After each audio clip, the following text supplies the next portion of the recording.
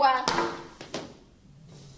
لا بصي يا حبيبتي كده واصحيلي، انا ان شاء الله باذن الله بطالب بمناشره بيني وبينك، عشان انا عارفه يا حبيبتي مين اللي مسلطك وحسابه معايا بعدين، اما انت في حسابك معايا دلوقتي، وبطالب بمناشره قدام اللي يسوى واللي ما يسواش.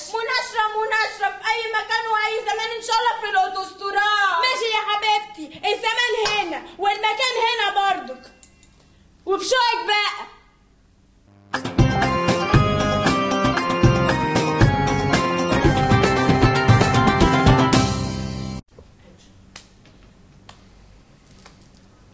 الاشباح اللي انا جيته ده والدجال ده شكله هبل والله، متخرج لي اعداديه الدجالين كده بالبركه.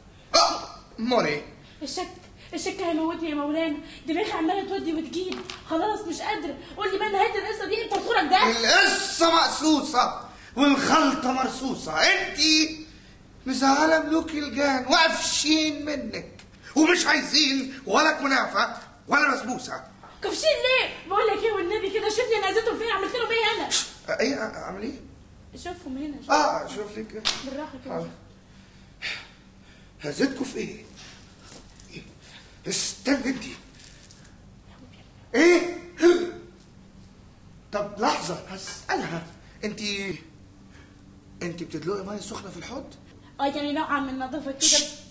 ايه تاني؟ انت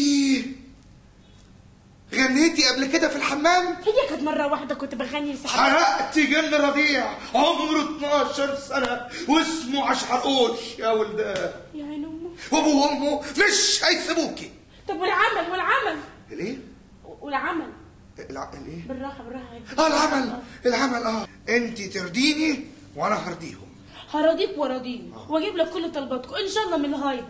بس بص بقى، زي ما راضيك وتراضيهم انتوا كمان تراضوني. ام رزه دي انا عايزاها كده تتجنن، اعمل لها حجاب يخليها تتوه ما تعرفش نفسها ايه، وتطلعهم على جدتها حلقه ومضرب.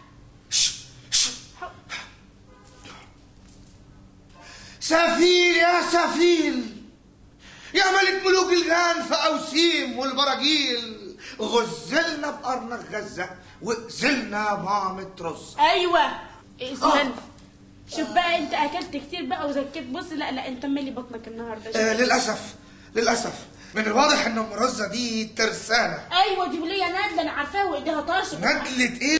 ترسانه يعني ليها عزوه ونسايب من الجن، وللاسف الموضوع هيبقى صعب جدا ان احنا نعرف نأذيها او كده. وصلت الجن. بص بقى، انت امسك سبحتك كده وركز عشان تعملي الحجاب كده زي ما قال الكتاب. انا عايزاها تلف حوالين نفسها وانت طلباتك كلها مجابه. طلباتك هتنجاب وهنطلعها لك فوق السحاب. هعمل لك عمل لام رزه يخليها مش ام رزه، ام عدسايه. انا اسف. في ايه مالك؟ في ايه؟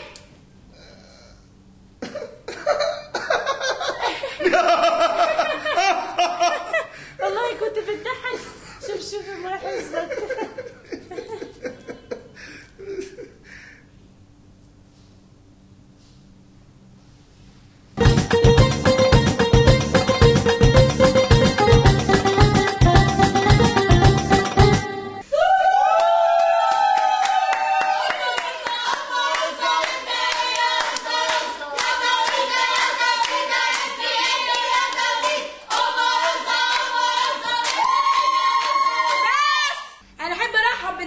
الجدعان اللي جولي عشان اتكلم معاهم في قضيه التعليم. انا دي بقت قضيه كده تعرف زي ام رزه بالظبط. الهي يا رب نعدمها. تعدمي مين يا خالتي؟ قضيه التعليم يا طنط، ما تتحمقيش كده.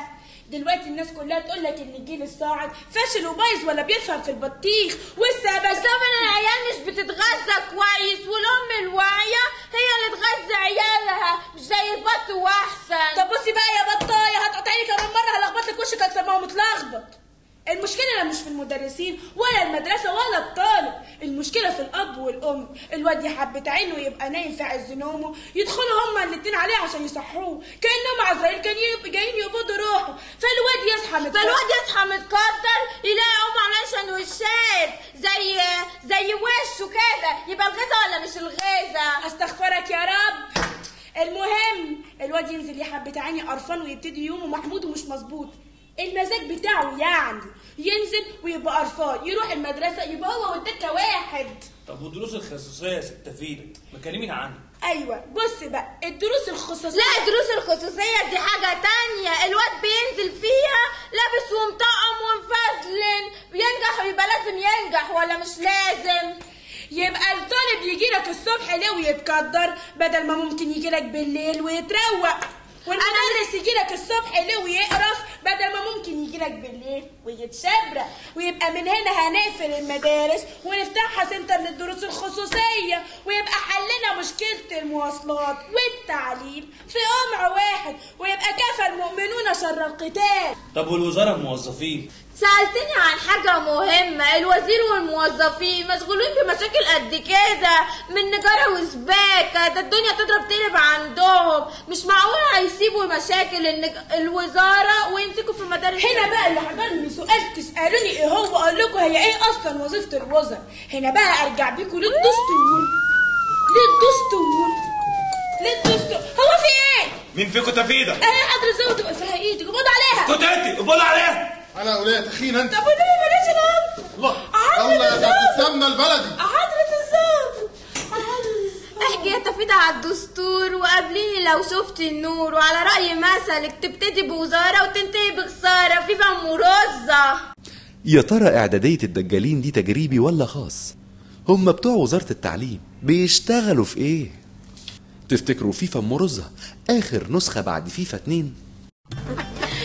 ما تقوموا ده اسمه يا جدعان قوموا. احنا مزنوقين استنى اسكتي. واقف كملي يا شيري كملي. مين فيكم تفيدة؟